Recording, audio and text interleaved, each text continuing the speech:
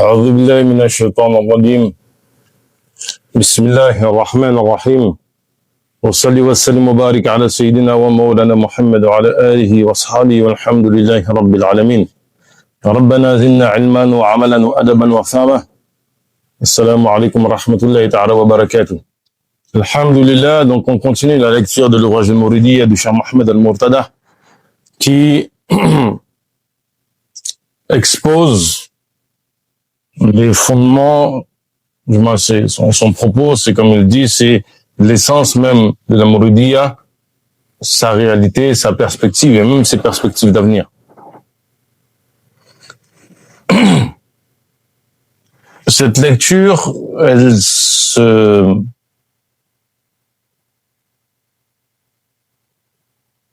elle est dans un cadre plus large qui consiste, dans un premier temps, à répondre à la question qu'on pourrait se poser de qu'est-ce que l'islam sunni traditionnel propose aux musulmans pour justement être en phase avec son environnement, répondre aux problématiques,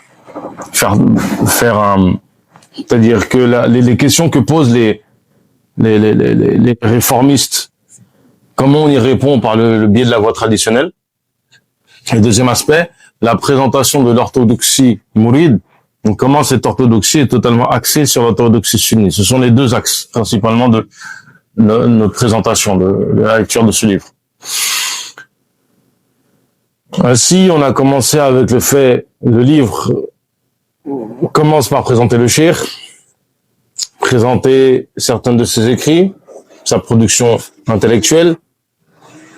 Ensuite, se présente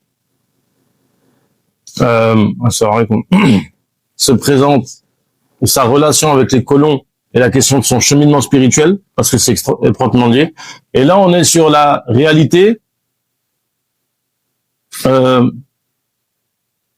du tasawwuf. C'est-à-dire qu'on était sur qu'est-ce que la confrérie, qu'est-ce que la tariqa, et là, on aborde en fait l'aspect tasawwuf. Parce qu'en fait, c'est très important d'avoir en perspective une chose, c'est que la Mouridiyya est un tajdid.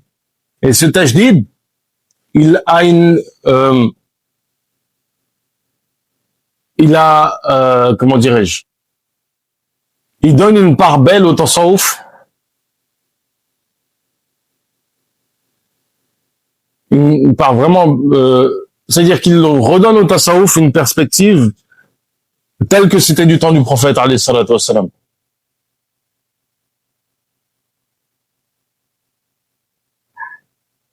Là, on a abordé la question des awarad. La dernière fois, on a terminé avec ça.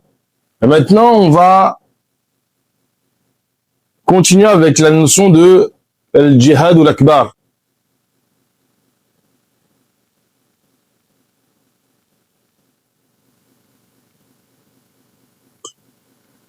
Le chien nous dit la chose suivante.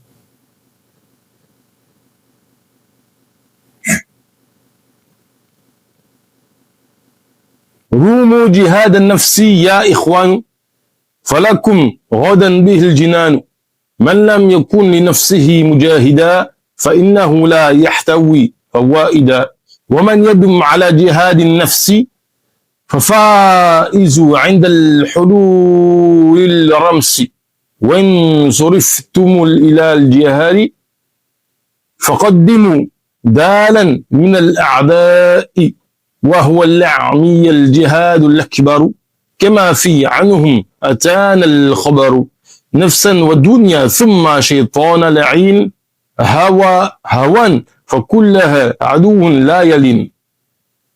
Donc, visez le djihad ou l'akbar, tous mes frères. Toute personne qui s'y attache, demain en fait, connaîtra le succès. En fait, il ira au paradis, Inch'Allah Ta'ala. Celui qui s'engage dans ce djihad,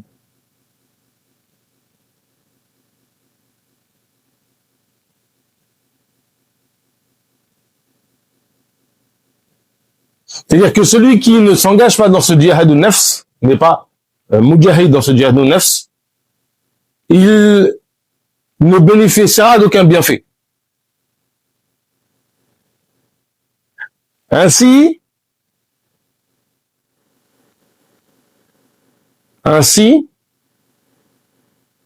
lorsqu'on s'engage dans ce djihad, soyez constant dans ce djihad plutôt,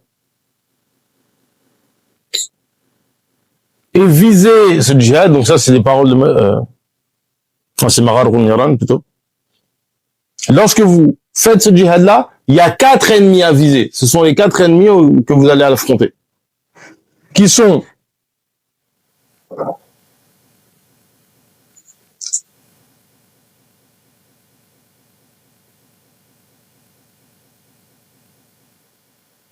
un nafs,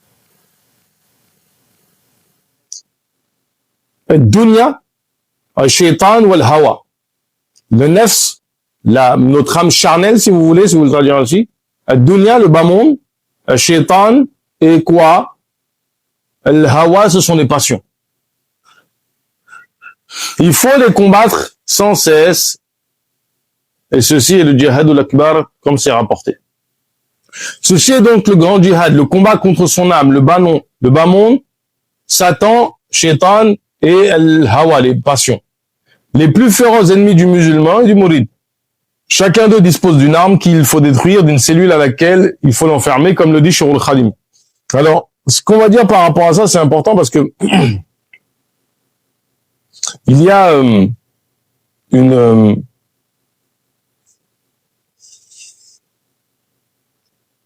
une nécessité de bien clarifier ces questions-là. Maintenant, comme je le dis, il y a des ouvrages que l'on fait par ailleurs où on explique bien. On va pas justement s'éterniser sur le développement. On a juste une vision globale. Donc, لكل سجن سلاح يعلم فأدخلوا وكسروا فتصلموا. Ils ont tous, sans exception,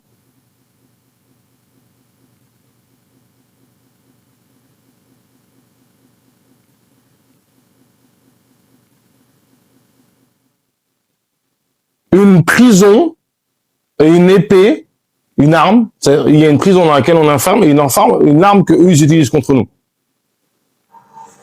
Qu'est-ce que tu dois faire? Tu dois casser, on va dire, l'élan de ses ennemis. Ainsi, tu seras préservé. فَلْتُسْجُنِ لِكُلِّ وَكَسَّرٍ سِلَاحٍ تُعْسَمْ تَكْرَمُ فتوز ظفر بسلاح. Et là, Inch'Allah Ta'ala, bisalah, excusez-moi.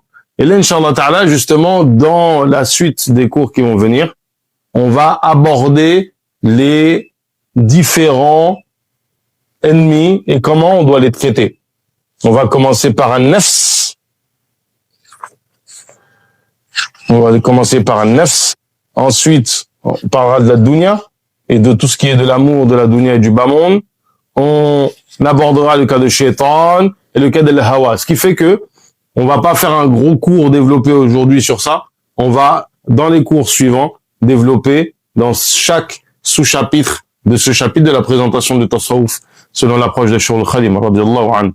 ربنا زدنا علما وعملا وادبا وفهما وهب لنا يكرم في التلاوه خيرا كثيرا من كل الحلاوه وصلي وسلم وبارك على سيدنا ومولانا محمد وعلى اله وصحبه والحمد لله رب العالمين.